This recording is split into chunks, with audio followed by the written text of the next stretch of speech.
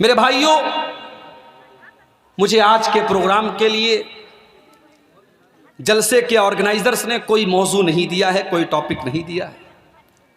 मैंने अपने हिसाब से, अपने दिमाग से मेरे जहन में एक बात आई, एक ऐसा मौजू जिस पर इस वक्त हम सबको बहुत ज़्यादा बोलने की और काम करने की ज़रूरत है।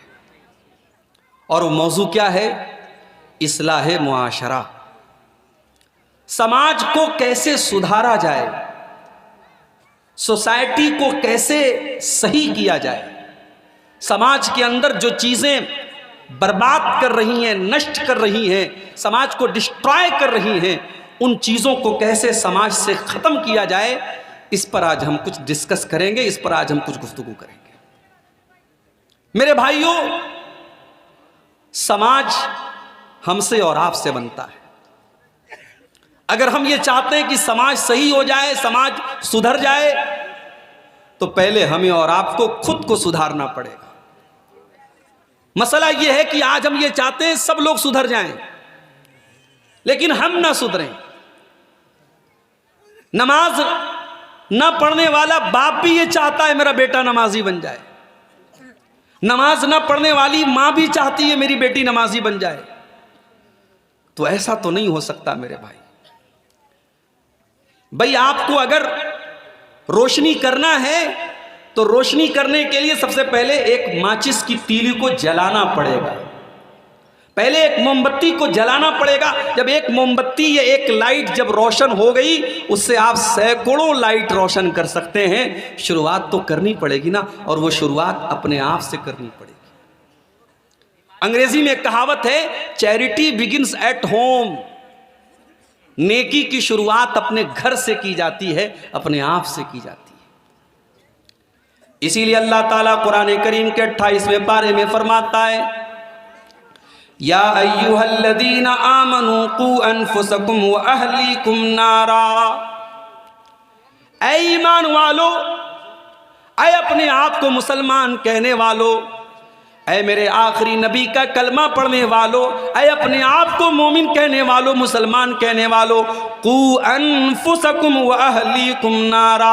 अपने आप को और अपने परिवार को, अपनी फैमिली को, अपने बीवी बच्चों को, अपने घर वालों को जहन्नम की आग से बचाओ। या अल्लाह, हमने दुनिया की आग देखी है। किसी की दुकान में शॉर्ट सर्किट लग जाए और आग लग जाए, हमने देखा है पूरी दुकान जल के राख हो जाती है। हमने देखा है फलस्तीन के अंदर आग में जलते हुए छोटे छोटे बच्चों को हमने देखा है। अय अल्लाह, हमने दुनिया की आग तो देखी है, हमने जहन्नम की आग नहीं देखी। अय अल्लाह, जहन्नम की आग कैसी होगी? फरमाया, वक़ूदुहन्नास वल हिजारा। जहन्नम की आग का ईंधन इंसान और पत्थर होंगे। जहन्नम की आग पेट्रोल से नहीं जलेगी, डीजल से नहीं जलेगी, कोयले से नहीं जलेगी, लकड़ी से नहीं जलेगी, उसका ईंधन इंसान और पत्थर होंगे।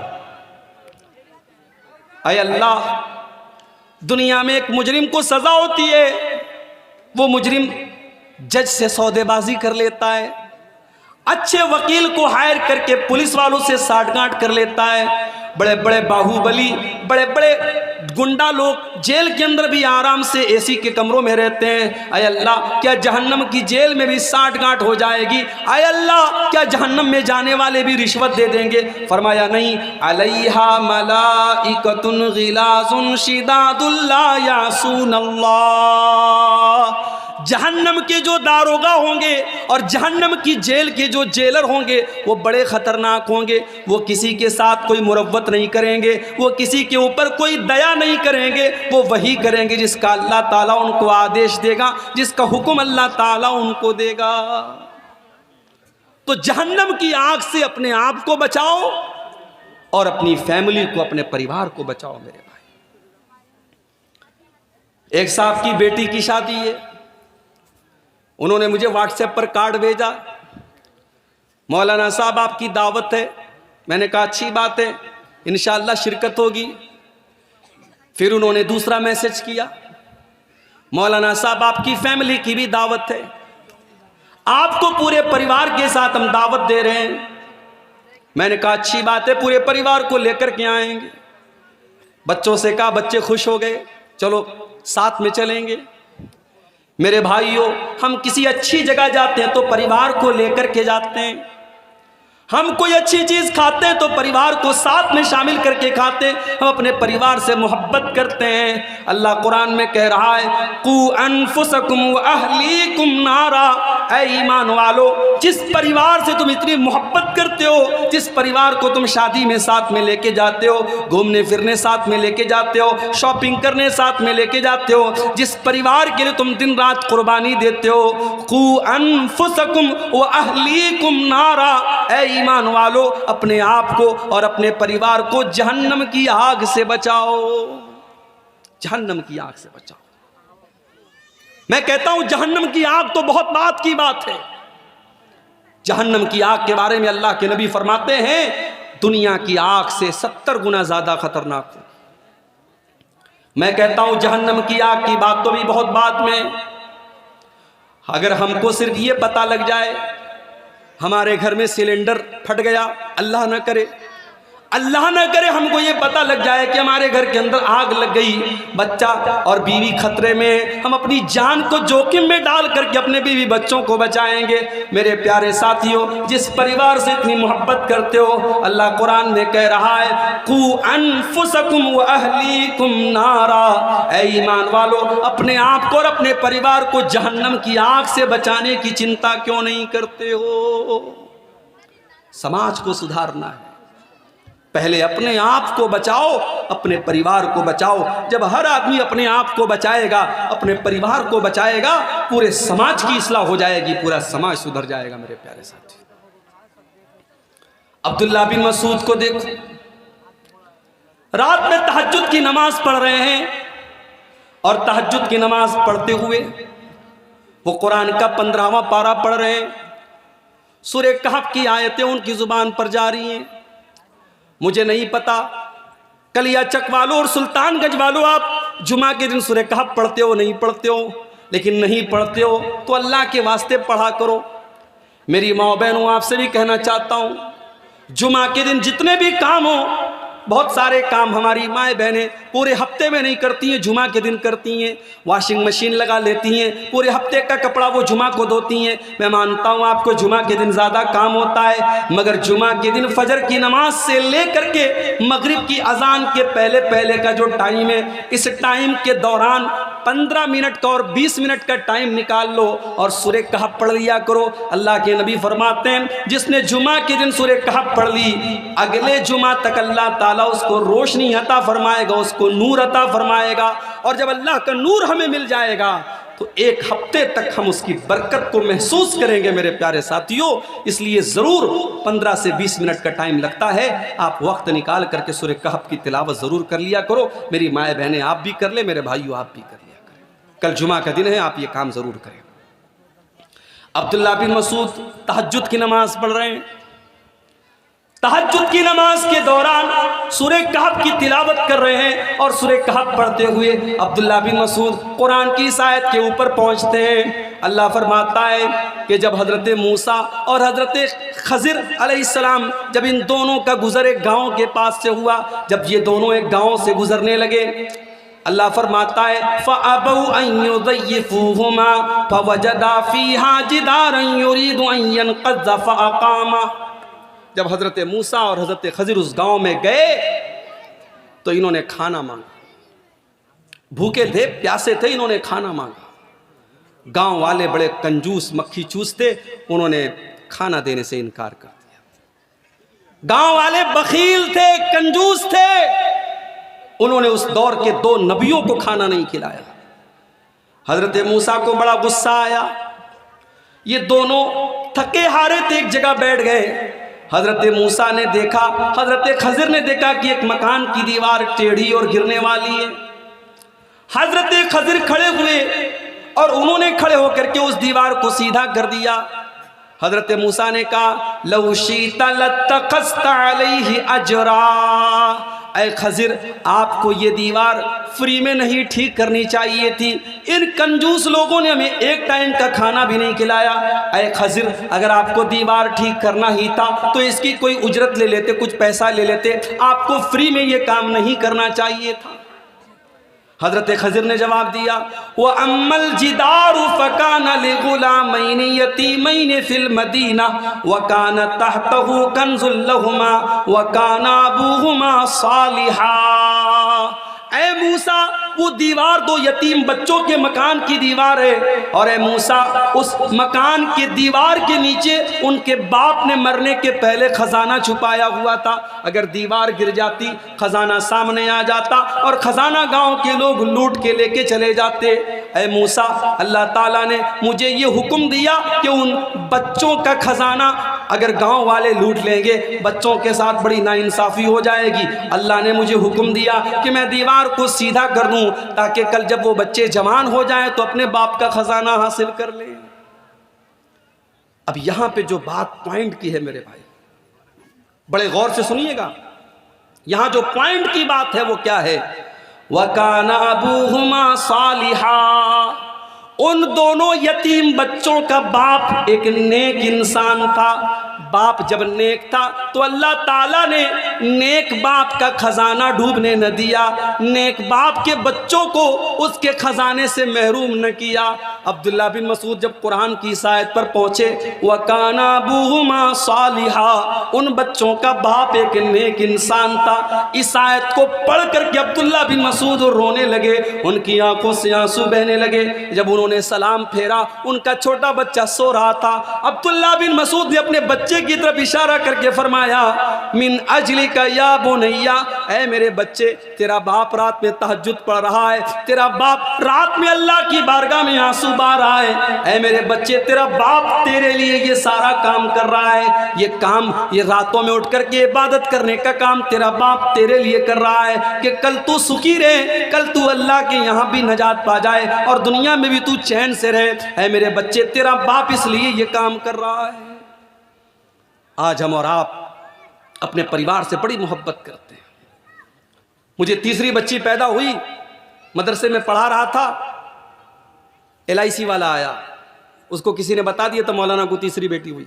आया मेरे पास, मौलवी साहब तीसरी बेटी हुई है। मैंने कहा, अब कहने लगा, बेचारा बड़ा अफसोस जाहिर करने लगा, अरे मौलवी साहब तीसरी बेटी हो गई।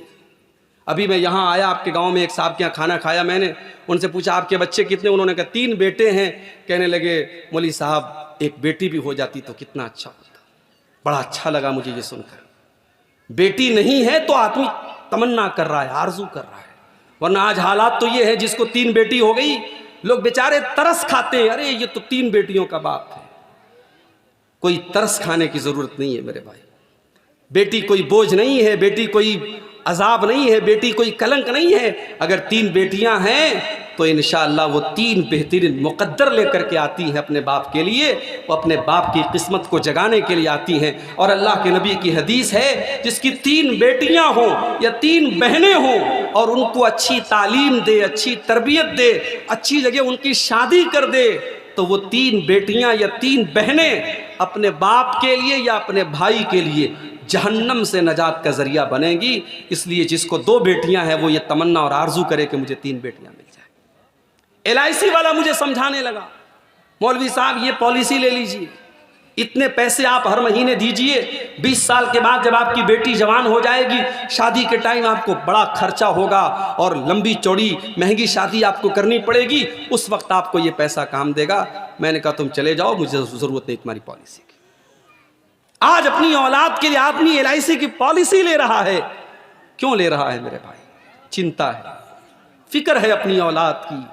जिस औलाद के मुस्तकबिल की इतनी फिक्र है, अगर वाकई में फिक्र करते हो अपने बच्चों की और अपनी औलाद की मेरे भाइयों, तो अपने आप को नेक बना लो, अपने आप को मुत्तकी बना लो, अपने आप को परहेजगार बना लो, अपने दिल में अल्लाह का डर पैदा करो, अपने आप को दीनदार बना लो।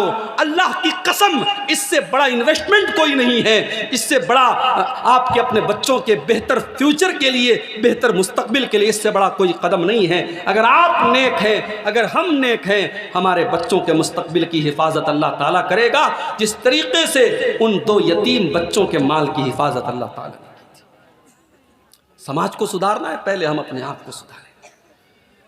सबसे पहला काम क्या करना है? अगर समाज को सुधारना है, हमारे बदन में हल्की फुल्की सर्दी जुकाम और बुखार होता है और साथ में हमको ये पता लग जाए कि हमको कोई बड़ी बीमारी हो गई है। अभी तिलडांगा के एक बहुत मशहूर हमारी जमात के हाजी जहांगीर साहब के यहाँ मैं दोपहर में एक दिन उनकी इयादत करने के लिए गया। मुझे पता लगा कई दिन से वो बीमार हैं, उनकी इयादत करने के लिए मैं गया। और जब मैं उनके यहाँ पहुंचा, उन्होंने कहा कि मौलाना साहब एक दिन अपने घर में चलते चलते मैं गिर गया था, कमर की हड्डी क्रैक हो गई, बिस्तर पड़ गए, कई महीनों बिस्तर पड़े रहे। जाहिर है कि अब उनको इतनी बड़ी बीमारी हो गई, अब उनको सर्दी जुकाम अगर होगा, वो डॉक्टर से सर्दी जुकाम के बारे में डिस्कस नहीं करेंगे, वो पहले अपनी हड्डी के बारे में डिस्कस करेंगे, क्योंकि वो बड़ी बीमारी है। बनारस में हमारे एक रिश्तेदार में बिल्कुल नौजवान लड़का, 25-30 साल का नौजवान लड़का बिल्कुल अचानक बीमार पड़ता है, डॉक्टर को दिखाता है, चेकअप कराया जाता है, डॉक्टर कहते हैं इसको टीबी हो गया है। कल तक जो नौजवान चलता फिरता नौजवान था, आज बिस्तर पड़ा हुआ है, सूख के लकड़ी हो चुका है, सूख के कांटा हो चुका है। एक बड़ी खतरनाक बीमारी टीबी नाम की उसको पकड़ चुकी है। बनारसी में मेरा जानने वाला एक नौजवान लड़का ब्लड कैंसर का मरीज होता है, 1 महीना 1.5 महीना हॉस्पिटल में एडमिट रहता है, फिर अल्लाह को प्यारा हो जाता है, इंतकाल हो जाता है उस बच्चे का। मेरे प्यारे भाइयों, मेरी प्यारी माँ बहनों, हमें बड़ी बीमारी होती है, हम पहले उसका इलाज कराते हैं, हम छोटी छोटी बीमारियों को बाद में देखते हैं। समाज की अगर इस्लाह करनी है, समाज को सुधारना है, समाज का सबसे बड़ी बीमारी क्या है, समाज का सबसे बड़ा पाप क्या है, समाज का सबसे बड़ा गुनाह क्या है? समाज का सबसे बड़ा गुनाह अल्लाह के साथ शिर्क करना है। इस धरती के ऊपर अल्लाह के साथ शिर्क किया जाए, अल्लाह को छोड़ करके किसी और के आगे सजदा किया जाए, अल्लाह को छोड़ करके किसी और से मदद मांगी जाए, अल्लाह को छोड़ करके किसी और की बड़ाई बयान की जाए, इससे बड़ा पाप कोई नहीं, इससे बड़ा गुनाह कोई नहीं है। दुनिया का सबसे बड़ा पाप शिर्क है मेरे भाई। हमें यह पता लग जाए हमारे पड़ोस का नौजवान लड़का जिना कर रहा है, हमको ये पता लग जाए पड़ोसी शराब पी रहा है, हमें बड़ा बुरा लगता है कि ये तो शराबी है, ये तो जानी है, ये तो बलात्कारी है, ये तो बदकार है। हम बड़ी घृणा से, बड़ी नफरत की नज़र से उसको देखते हैं। मगर हमारे पड़ोस वाला अल्लाह को छोड़ करके कब्र पे जा करके सजदा कर रहा है, किसी पत्थर के बुत के आगे सजदा कर रहा है, किसी जानवर के आगे हाथ जोड़ रहा है, पत्थर की शर्मगाह बना करके उसकी पूजा कर रहा है, अल्लाह को छोड़ करके गैरुल्लाह की इबादत कर रहा है। हमें कोई फ़र्क नहीं पड़ता है, हमें उसमें कोई बुराई नज़र नहीं आती है। माफ़ करना मेरे भाइयों, शराब पीना गलत काम है, ज़िना करना गलत काम है, चोरी करना गलत काम है, मगर शिर्क करना सबसे बड़ा गलत काम है। अल्लाह चोरी करने वाले को माफ़ कर सकता है, अल्लाह ज़िना करने वाले को माफ़ कर सकता है, अल्लाह शराब पीने वाले की मग़फ़िरत कर सकता है, मगर शिर्क करने के बाद जो बग़ैर तौबा की दुनिया से चला गया, अल्लाह कुरान में ऐलान करता है, इन्नहु मन युश्रिक बिल्लाहि फ़क़द हर्रमल्लाहु अलैहिल जन्नह व मअवाहुन नार। ओ लोगों, जो शिर्क करके दुनिया से चला गया और उसी हालत में उसका इंतकाल हो गया, उसी हालत में वो मर गया, उसका ठिकाना जहन्नम है, वो जन्नत में कभी नहीं जाएगा। जन्नत उसके लिए हराम कर दी, हराम, जन्नत हराम है उसके लिए। मेरा अल्लाह जो गफूरुर रहीम है, जो माफ़ करने वाला है, जो गफ़ार है, जो गफूर है, जो रहमान है, जो रहीम है, मेरा अल्लाह जो अपने बंदों से बहुत ज़्यादा मोहब्बत करता है, एक माँ को अपने बच्चे से जितना प्यार है उससे कहीं ज़्यादा प्यार अल्लाह अपने बंदों से करता है। मगर वो गफूरुर रहीम, वो रहमत वाला परवरदिगार अपने कुरान में क्या कहता है, इन्नल्लाह ला यग़फ़िरु अन युश्रक बिही व यग़फ़िरु मा दून ज़ालिका लिमन यशा। मेरे बंदो, हम और गुनाहों को तो माफ़ कर देंगे, मगर शिर्क हमारी बारगाह में माफ़ नहीं होगा। तुम अल्लाह के साथ शिर्क करके आओगे तो हम तुम्हें माफ़ नहीं नहीं करेंगे। मुशरिक की माफ़ी नहीं होगी अल्लाह के यहाँ। मुसलमान इसको हल्के में लेता है। कितने मुसलमान इसको हल्के में लेते हैं, उनके लिए शिर्क कोई बड़ी बात नहीं है। दुनिया का सबसे बड़ा पाप शिर्क है मेरे भाई। अल्लाह कुरान में 18 नबियों का तज़किरा फरमाता है। इब्राहीम, मूसा, ईसा और यूनुस और यूसुफ और आदम और नूह का तज़किरा फरमाता है। 18 नबियों का जिक्र करने के बाद अल्लाह फरमाता है वलौ अशरकू लहबित अन्हुम मा कानू यामलून। मेरे ये 18 पैगंबर भी अगर शिर्क कर देते, अगर ये भी मुशरिक हो जाते, अगर इनसे भी शिर्क हो जाता तो इनकी तमाम नेकियां बर्बाद हो जाती। पता है आज आपको आज तारीख कितनी है? बताओ भाई, तारीख कितनी है आज? 18। मैं अरबी की तारीख पूछ रहा हूं, अरबी की तारीख पूछ रहा हूं। इस्लामी कैलेंडर की तारीख कितनी है मालूम है किसी को? नहीं मालूम है मौलवी साहब। इस्लामी कैलेंडर की तारीख कब पता चलती है? जब रमजान का महीना आता है, तब जोड़ते हैं। आज पहला रोजा, हाय हाय आज दूसरा रोजा, आज तीसरा रोजा। रमजान की बराबर याद होती है। कभी कभी तो 28 को ही लोगों का बस चले तो वो ईद, 28 को ही चांद देख लें, 28 को ही छत पे चढ़ जाए कि आज चांद निकल जाए, इतनी चिंता होती है। रजब की तारीख आज 6 तारीख थी, मगरिब के बाद 7वीं तारीख शुरू हो गई। ये रजब की जो 7 तारीख है, ये ख्वाजा मोइनुद्दीन चिश्ती अजमेरी रहमतुल्लाह अलैह का उर्स मनाया जाता है। अभी फेसबुक के ऊपर मेरे बहुत सारे दोस्तों का मैसेज आया कि बम्बई में जगह जगह दुकानों को बड़ा सजाया जा रहा है और बड़े खाने पीने की चीज़ें बांटी जा रही हैं। आज ख्वाजा गरीब नवाज का उर्स है, जो गरीबों को नवाजता है उस ख्वाजा का उर्स। मेरे प्यारे साथियों, आज भारत के करोड़ों मुसलमान एक अल्लाह के नेक बंदे को, एक अल्लाह के वली को गरीब नवाज का लक़ब दे रहे हैं। कितने मुसलमान हैं जो अपनी बाइक के ऊपर, अपनी दुकान के ऊपर केजीएन लिखते हैं या वाई केजीएन लिखते हैं। मैंने पूछा कि ये केजीएन का क्या मतलब है? कहने लगे ख्वाजा गरीब नवाज। मैंने पूछा वाई केजीएन का क्या मतलब है? उसने कहा या ख्वाजा गरीब नवाज। हमारे एक भाई ने कहा नहीं, केजीएन का मतलब ख्वाजा गरीब नवाज नहीं, केजीएन का मतलब कोई गारंटी नहीं, और वाई केजीएन का मतलब यकीनन कोई गारंटी नहीं। मैंने कहा बहुत सही जुमला, इसने इसकी बिल्कुल सही फुल फॉर्म बताई है। गरीब नवाज अगर कोई जात है तो अल्लाह की जात है मेरे भाई। आज मुसलमान किसी और को गरीब नवाज कह रहा है। कर्नाटक के गुलबर्गा में मैं गया, वहां एक दरगाह है। उस दरगाह में जो मज़ार है, उस मज़ार को कहा जाता है कि बंदा नवाज की मज़ार है। यानी ये वो बुजुर्ग हैं जो बंदों को नवाजते हैं। हमारे पड़ोसी मुल्क पाकिस्तान में एक बहुत बड़ा मज़ार है। वो किसका मज़ार है? दाता शरीफ का मज़ार है। वो दाता हैं, वो सबको देते हैं। हजरत अली का नाम आता है। हमारे बहुत सारे मुसलमान भाई कहते हैं या अली मुश्किल कुशा, यानी अली कौन है? मुश्किल को दूर करने वाले। शेख अब्दुल कादिर जिलानी जिस महीने में पैदा हुए, वो महीना आता है। हमारे बहुत सारे भाई कहते हैं ये गौसे आजम का महीना है। शेख अब्दुल कादिर जिलानी कौन है? गौसे आजम है। गौसे आजम मतलब सबसे बड़ी मदद करने वाले।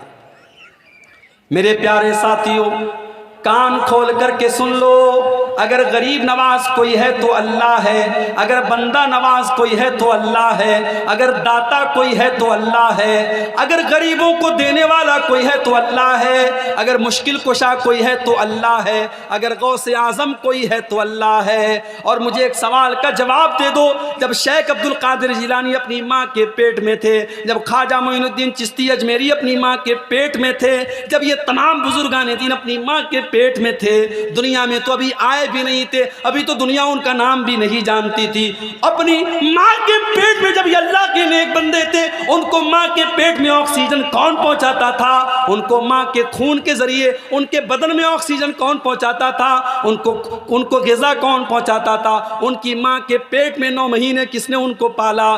किसने माँ के पेट में उनको अलग अलग प्रोसेस में रखा और किसने उनको दुनिया में पैदा किया? मेरे प्यारे साथियों, ख्वाजा गरीब नवाज जिनको तुम कहते हो, जिनको बंदा नवाज तुम कहते हो, जिनको गौसे आजम तुम कहते हो, जिनको दस्तगीर तुम कहते हो, जिनको मुश्किल कुशा तुम कहते हो, ये भी जब अपनी माँ के पेट में थे तब भी ये इनकी मदद करने वाला अल्लाह था, उनकी बिगड़ी सुनने वाला, उनकी बिगड़ी बनाने वाला, उनको ग़िज़ा पहुँचाने वाला, उनको ज़िंदगी देने वाला अल्लाह था। इसीलिए मेरा अल्लाह कुरान में कहता है, या अय्युहन्नासु अंतुमुल फुक़राउ इलल्लाह, ऐ लोगो तुम सब के सब अल्लाह के मोहताज हो, तुम सब के सब अल्लाह के फ़कीर हो, और अल्लाह की ज़ात अकेली है जो बेनियाज है, जो काबिल तारीफ़ है। शिर्क से बचाओ मेरे भाइयों अपने आप को। दुनिया का सबसे बड़ा पाप अगर कोई है तो शिर्क है, और इस शिर्क से अपने आप को भी बचाओ और अपने परिवार को भी बचाओ। अगर नहीं बचाओगे, हमने देखा है बहुत सारे इलाकों में बाप पक्का अहले हदीस है, बाप ने कभी शिर्क नहीं किया, बाप ने कभी तावीज़ नहीं पहना, बाप ने कभी मज़ार पे कब्र पे जाके सजदा नहीं किया, मगर उसकी औलाद आज कब्रों पे जाके सजदा कर रही है। उसके बच्चे, उसकी बच्चियां आज गले में तावीज़ पहन के लटका के चल रहे हैं। मेरे भाइयों, अपने अकीदे के साथ साथ अपने बच्चों की अकीदे की भी फिक्र करो। इब्राहीम अलैहिस्सलाम को देखो, इब्राहीम अलैहिस्सलाम जब अपने लगते जिगर इस्माइल को और अपनी बीवी हाजरा को जब मक्का की बियाबो गया सरजमीन पे छोड़ के जाने लगे, अपने बच्चे को अपनी बीवी को छोड़ के जाने लगे, इब्राहीम अलैहिस्सलाम अल्लाह की बारगाह में दुआ करते हैं, वइज़ क़ाला इब्राहीम रब्बि जअल हाज़ल बलद आमिना, ऐ अल्लाह इस मक्का शहर को तू अमन वाला बना दे, चैन वाला बना दे, वजुनुबनी व बनिया अन नअबुदल असनाम, और अल्लाह तू मुझे और मेरी औलाद को हमेशा शिर्क से बचाना, आय अल्लाह मुझे और मेरी औलाद को हमेशा बुत परस्ती से बचाना, आय अल्लाह मेरी औलाद कभी शिर्क न करे, मेरी औलाद कभी बुत परस्ती न करे, आय अल्लाह मेरी औलाद को हमेशा तो शिर्क से महफूज रखना। अपने बच्चों के अकीदे की फिक्र करो मेरे भाई। अपनी लड़कियों की शादी करो तो जहां तुम ये देखते हो लड़का इंजीनियर है कि नहीं है, लड़का डॉक्टर है कि नहीं है, लड़के का मकान शानदार है कि नहीं है, जब अपनी लड़कियों की शादी करो तो ये भी देखा करो लड़के वालों के यहाँ तौहीद है कि नहीं है, लड़के वाले कुरान और हदीस पर चलने वाले हैं कि नहीं है। कहीं ऐसा तो नहीं हमने ज़िंदगी भर अपनी बच्ची को शिर्क से बचाया और मेरी बच्ची वहाँ जाकर के मज़ार पे जा कर के उसको सजदा करना पड़ेगा। मैंने अपनी बच्ची को कभी कोई हराम चीज़ नहीं खिलाई और उस घर में जा कर के उसको गैरुल्लाह के चढ़ावे उसको खिलाए जाएंगे। मेरे भाइयों, अगर आपने अपनी बच्चियों की शादी ऐसे घरों में कर दी जहां शिर्क हो रहा है, जहां मज़ारों पर सजदा हो रहा है, जहां कब्रों पर सजदा हो रहा है, तो गोया कि आपने अपने हाथ से अपनी बच्ची का गला दबा दिया, आपने अपने हाथों से अपनी बच्चियों को कत्ल कर दिया। दुनिया में अपने बच्चों को कत्ल कर देना उतना बड़ा गुनाह नहीं है जितना बड़ा गुनाह अपने बच्चों को जहन्नम की आग में झोंक देना है। मेरे भाइयों, अपने साथ साथ अपनी औलाद के अकीदे की और तौहीद की फिक्र